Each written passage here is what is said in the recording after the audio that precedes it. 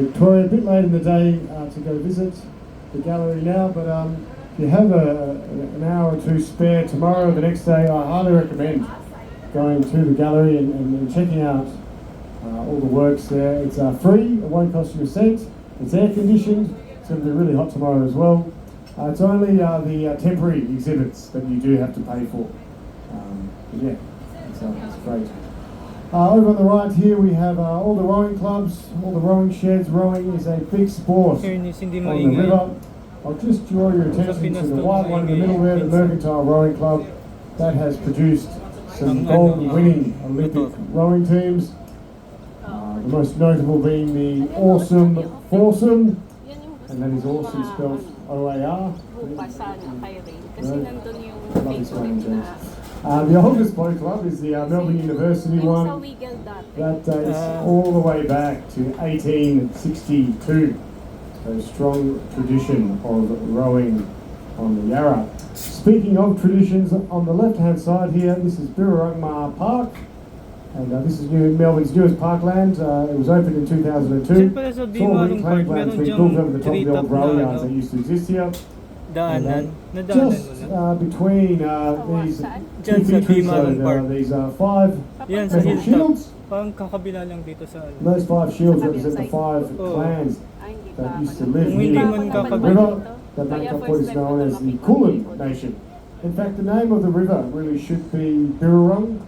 What actually occurred in 1835 when the first European settlers arrived here. Unsurprisingly, there was a bit of a language barrier, and the furthest they could get up to the river was to where Queensbridge is today. There was a rock wall there, and due to that barrier, they set up their first settlement or campsite, met the locals, pointed at the river to try and find out the name, and those locals replied Yarrow, which roughly translates to mean ever-flowing or swiftly flowing. And that's how he ended up with the name Yarra. Whereas if they could have spoken the language, I'm sure they would have found out that it was actually Birrarung was the name they were looking for, which means river of mists and shadows.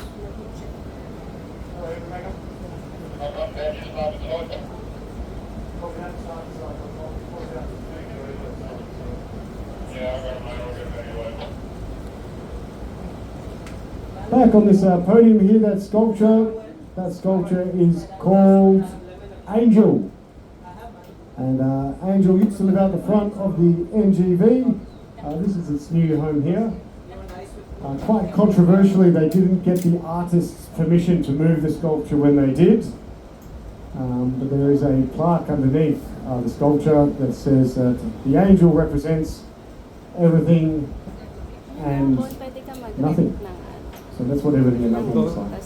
So the original Yarra River was very narrow and very windy, and in the first century of settlement, massive works were undertaken to make it the river that you see today, which is a much wider and much straighter river. One of the reasons for this is that obviously a wider river has a less of a propensity to flood. The other reason though was I think they just wanted a really good river to row upon. So this nice straight section here, all man-made, it's called the Henley Strait, after the Royal Henley Regatta that takes place in England every year. And we have a few regattas of our own, or a few rowing races, and the majority of them start and finish here at this judges box, which we call the milk carton, because it looks like a carton of milk. But you'll see the acronym VRA there, that stands for Victorian Rowing Association. And where all the boat clubs are, that's the VRA landing. But we also use this nice straight section as well during the Moomba Festival. That takes place on the Labor Day weekend in March. And a component of the festival is the Moomba Masters. And that's a water skiing competition. And they put a big ski jump, a slalom course, they even have wakeboarding, and jet skis come up from to entertain the crowd. Some of the few times that jet skis are allowed. And back in the big sculpture back there, the angel, on that podium they have another fun competition which they call the Birdman Rally. So if you're not familiar with the Birdman Rally, I'll describe it for you, and hopefully it won't insult anyone who has competed. But they basically round up some useful idiots who like to dress up as birds and planes and flying machines and they take it in turn to see who can fly the furthest across the river. And most of them just fall straight in with a big splash. Bit of fun.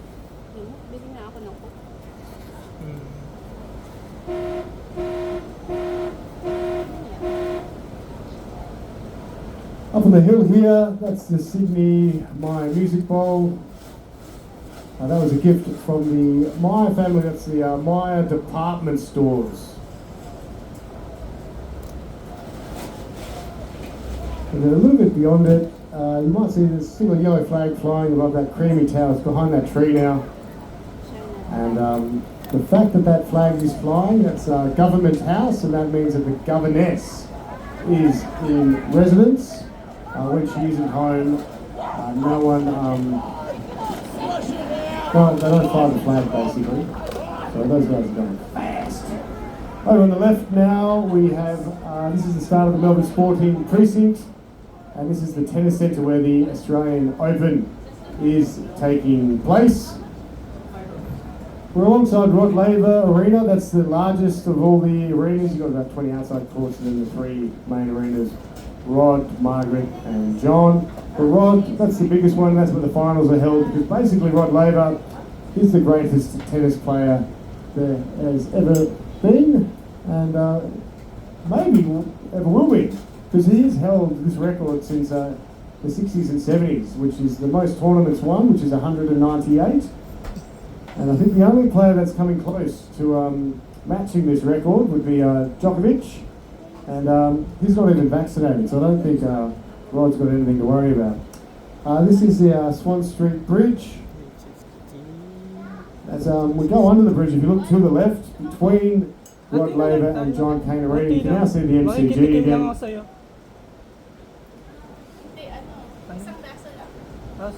And we're looking at one of the main grandstands of the G. It was called the Southern Stand, but it's recently been renamed the Shane Warne Stand after the late great cricketer and masterful spin bowler and Liz Hurley's ex-lover, Warnie. So as the name suggests, that is where we do indeed play cricket, but that's only for a few months of the year. Predominantly the game that we play at the G isn't cricket, it's football, or Australian rules football, or the footy. And that's made up of 18 teams, and one of the teams, the Collingwood Football Club, the Magpies, it's one of the most popular teams, yeah, and then also conversely one of the most unpopular. And they've taken over this stadium here and renamed it the AIA Vitality Centre. But back in 1956, when Melbourne hosted the Olympics, the MCG, that was the main arena. That's where we had the opening ceremony and the track and field. And the glass house here was originally built as a swimming pool. It was the first indoor pool to ever host an Olympic Games. And a very famous but also very brutal and violent game of water polo transpired here. It's called the Blood in the Water match. It was between the Soviet Union and Hungary. And the reason why it was so brutal and violent was because earlier in the year, the Soviets had invaded Hungary. So the Hungarian water polo players here in Melbourne, they weren't too thrilled about having to face off against the Soviets in the final. And they wanted to get even. And by most accounts, or all accounts, they did. Because by half-time, they were up by 5 goals. But then they called the game off because the swimming pool looked like they were making a Jaws movie. It's probably where Steven Spielberg got his inspiration. And that's why it's called the Blood in the Water match. You have to go up there. On the right-hand side here, this beautiful grassy hill is the King's Domain. If you follow this hill over to the other side, you'll end up at the Shrine of Remembrance. And then up on top of this hill, and then it continues all the way up to Anderson Street, is the Royal Botanical Gardens, or the BOT. I can really abbreviate everything. But the BOT is 100 acres of beautifully curated gardens. There's a rainforest section with a little bubbly creek and waterfalls that you can walk along, and it's nice and cool. There's a desert section with cacti all throughout, so it's very undulating. There's a lot of beautiful grassy hills as well to have a picnic on, and you get these incredible views of the city, of Government House, which is pretty much right on top of the hill here, and also all the stadiums. Speaking of which, this next one on the left-hand side is Amy Park, or AAMI. That is just an insurance company that has the naming rights. They just also so happen to insure my car. But the stadium itself has been built to look like soccer balls, and we do indeed play soccer here. We've got 2 professional soccer teams, the Melbourne City and the Melbourne Victory, and occasionally they play each other, so it gets a bit confusing who's on whose home ground, or maybe they do recognise each other's sovereignty. We also have a rugby league team called the Melbourne Storm, and they're very good, and that's also their home ground. The stadium's also won a lot of awards for its environmentally sustainable design. So within these white domes, there are some darker panels, and they're solar panels. And then between all the panels are gutters, and those gutters catch all the rainwater, and that rainwater is stored in tanks underground and used during the drier months to keep the fields nice and green. Up ahead we have the Morell Bridge,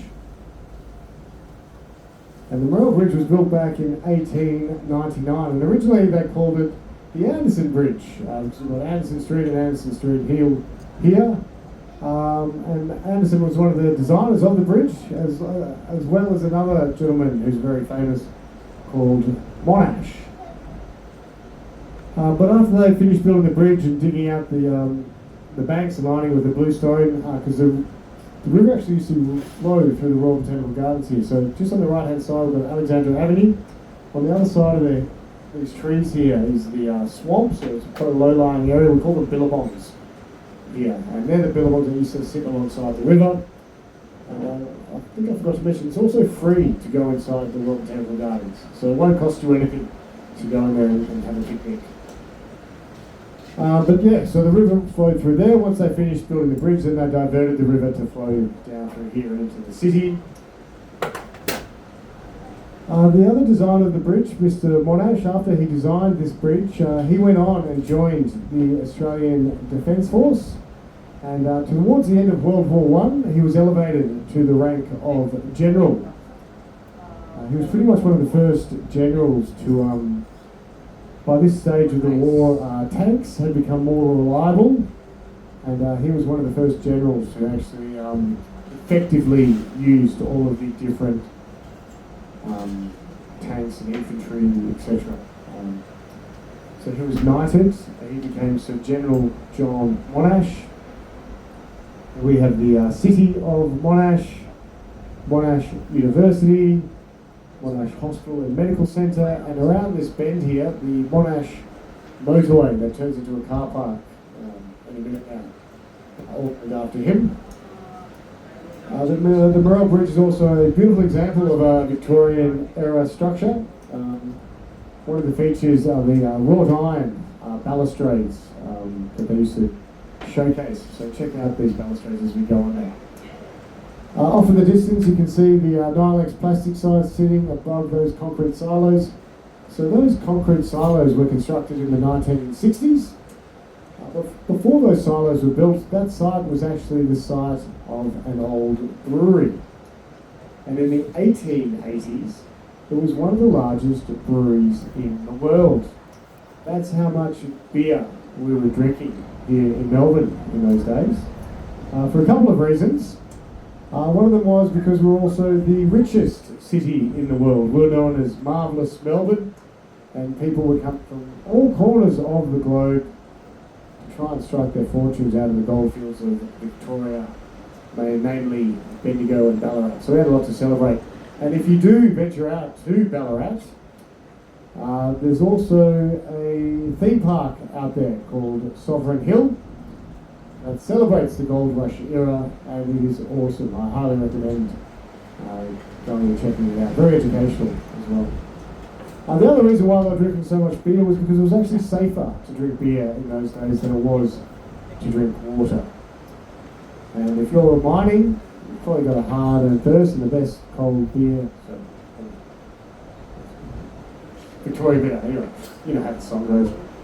So it was the Carlton United Brewery. The VB song wasn't there, but they were making it and still do. And CUB is now about 7 kilometres upstream in the suburb of Abbotsford. The Nilex plastic sign, that is quite iconic. There is a Paul Kelly song. Paul Kelly is an Australian singer and songwriter, and one of his songs, Leaps and Bounds, in the music video, he's up there with his band singing about being able to see the MCG and the temperature of the clock being 11 degrees. So Paul was living off here on Punt Road Hill when he wrote that song, but they didn't have drones back in those days, so he probably had to hire a helicopter to fly around him when they were up there. Just above the Nilex you can see those black rectangles, and with the little dimples in there, that's where the globes used to screw in and they'd light up and tell the time and temperature. Sadly, the whole site has fallen into disrepair. There were some big plans pre-COVID to redevelop the site. But sadly, with the pandemic, those plans have been shelved. So this is Hoddle Bridge that we are approaching. It was built in the 1930s. It's an Art Deco bridge. It's very beautiful.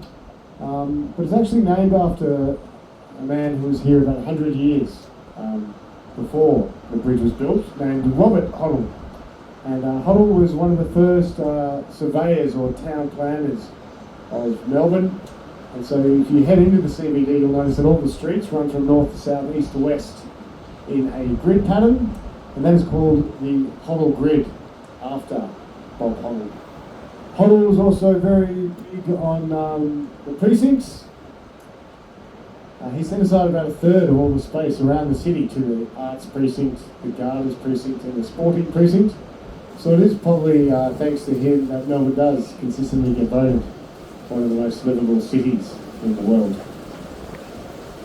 And Punt Road is called Punt Road because before there were any bridges here, there was a ferry or a punt service that used to take people from one side of the river to the next, and it still keeps that name for posterity. So the Yarra River itself runs for 242 kilometres. It starts at the base of Mount Borbor, which is out in the Victorian Alps, or the Victorian High Country. If you haven't heard of Borbor, it's right next to a ski resort called Mount Buller, which is very popular in winter time when it snows. It's about a 4-hour drive from here to the top of the mountain. Also, a lot of the water catchments for the city of Melbourne also located out there. So when you have a big glass of water, folks, guess what? This is what you're drinking, this caramel latte stuff. But thankfully from a lot further upstream where it is beautiful, clean and pristine. Once upon a time though, this section of the river would have been clean and pristine as well. Sadly, with European settlements in the 1800s, as well as the river being a vital source of fresh water, it also doubled as a sewer, and it only took the settlement 15 years before they had to release a gazette informing the citizens that it was no longer safe to consume the river water due to pollution and contamination from further upstream. Pretty much from all the tanning pounders dump everything in the river.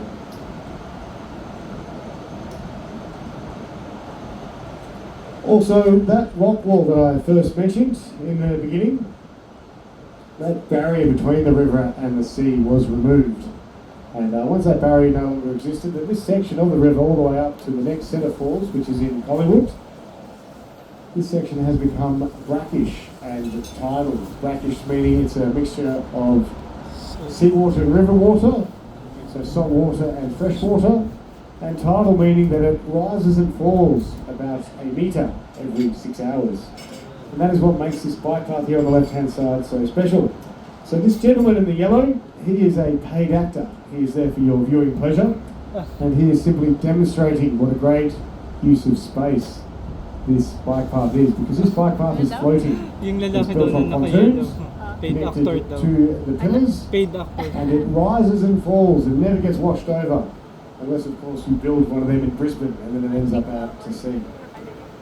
There's a bypass on the right hand side as well, but that's built on dry land, hour. so it's not as exciting. But what is exciting on the right hand side are all these beautiful Art Deco apartments.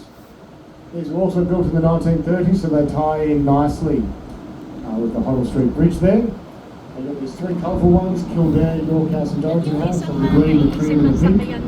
But my favourite sits above these colourful ones. It's called the Beverly Hills Apartments, and it was designed by an architect by the name of Lawson. Parang There's a meron din little sa unahan cul-de-sac doon. off Caroline Street here Sa unahan called yan. Lawson Grove. Merong kamukha niyan. Lawson built the Beverly Hills Apartments back in 1937, and what I love about them is that built into the side of a swimming pool, there's this outdoor pool that sits between the two towers. He's managed to put a big glass window, because it's set on a big steep hill, and you can actually see inside the pool and see everyone swimming underwater. And I think that is really cool. What's also really cool is that in 1966, when the Rolling Stones were performing in Melbourne, they were actually performing out in St Kilda. After the concert, rumour has it that they all ended up in that swimming pool. So you can just imagine Mick Jagger and the Lilo sipping a cocktail with his big lips.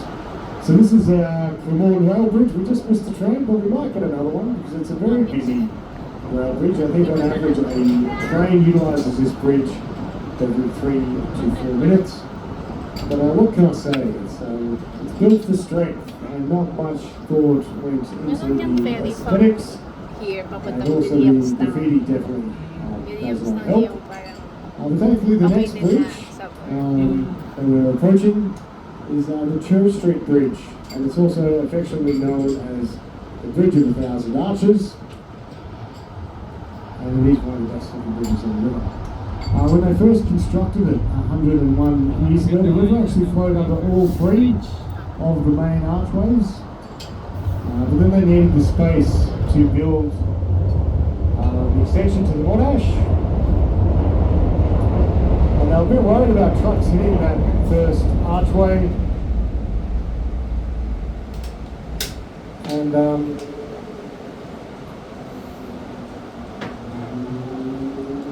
so they pretty much had to heighten it, so they in case so the trucks could get under it. They haven't altered the other two though. They are the original solid concrete. On top of the bridge as well, those light towers that you can see, they're the first gas-powered streetlights to be used in Melbourne. Before we used natural gas to light up streets, we used to use oil, or more specifically, whale oil. Whaling was a massive industry in Victoria, and still to this day, on the flag of Melbourne, there is an icon of a whale. So it's such a big industry. Not only for lamp oil, but also as a lubricant for machinery. Thankfully, we have embraced electricity, and so they have been converted, but they are the original gas light fixtures. Over on the right-hand side here, this contraption that you can see is a litter trap. There's 14 of these litter traps that they start pretty much just beyond Herring Island, where we're headed, and they go all the way down to Docklands. And it's their job to pretty much catch as much of the surface rubbish as possible that comes out of these stormwater outlets. And that's simply because some Melburnians, sadly, haven't figured out what a rubbish bin is for. So it's very important that people do the right thing and they put their litter in the bin. So Parks Victoria, they've got the enviable job of coming down to all these litter traps and emptying all that rubbish and taking it to landfill. And they've got a custom vessel called Pelican that just such the job. And Pelican's got a big blue crane on the back of it. And where they keep Pelican is just up here to the left of this man-made island called Herring Island. But a cool story, where the Parks Victoria depot is, it's on a reservoir that used to be a bluestone quarry. In fact, it's where a lot of the bluestone that you see lying in the river has originated from. And in the 1940s, to finally put an end to the floods that were plaguing Melbourne, a man by the name of Kitani, so we must have got this right because we named the Kitani Gardens in St Kilda named after him. The worst flood that we have on record was in 1890. The river rose 14 metres and they lost 200 homes. in Richmond. And to stop that, Katani blew up the quarry and flooded it with the river water. And that seems to have done the trick. The average depth of the river that we've been sailing upon is about 3 or 4 metres, but when they go through this section here, it's very deep, it's about 14 metres. Whereas on the other side of the island, it's all silted up, and we'd probably run aground, so we can't actually go and circumnavigate the island. So we're going to turn around just before it. But Parks Victoria looks after Herring Island now, and they've turned it into an environmental sculpture park. And if you're wondering what an environmental sculpture is, we can actually see one from here. So right in the fork of the river, you can see the bluestone bowl there. It's actually in the shape of a hull, and that sculpture is called steerage. And the idea behind steerage is if you sit or stand in that hull and you have the river flowing down either side of the island, you feel like you are on a boat. And that is quite apt, because the only way to get to Herring Island is via boat. There's no bridges out to the island. And Parks Victoria has another custom vessel called Barbecue that they use for just such this purpose. Ironically, someone set Barbecue on fire, and so it was out of commission. I don't know if that's ironic or just sad, but anyway, it's back now, so that's exciting. So on the weekends, Parks Victoria, they run a free shuttle out to Herring Island. So check their website, and it just takes off from the other side of the island. You've got Como Landing there, and it just gives you a little punt out and back and forth. They go all day, and there's other sculptures to see. And I hear the snakes on the island are also very friendly. All right, guys, we're going to turn around now and head back into the city. I hope you have enjoyed the cruise thus far. And we're just going to play some music for the return journey. Thank you.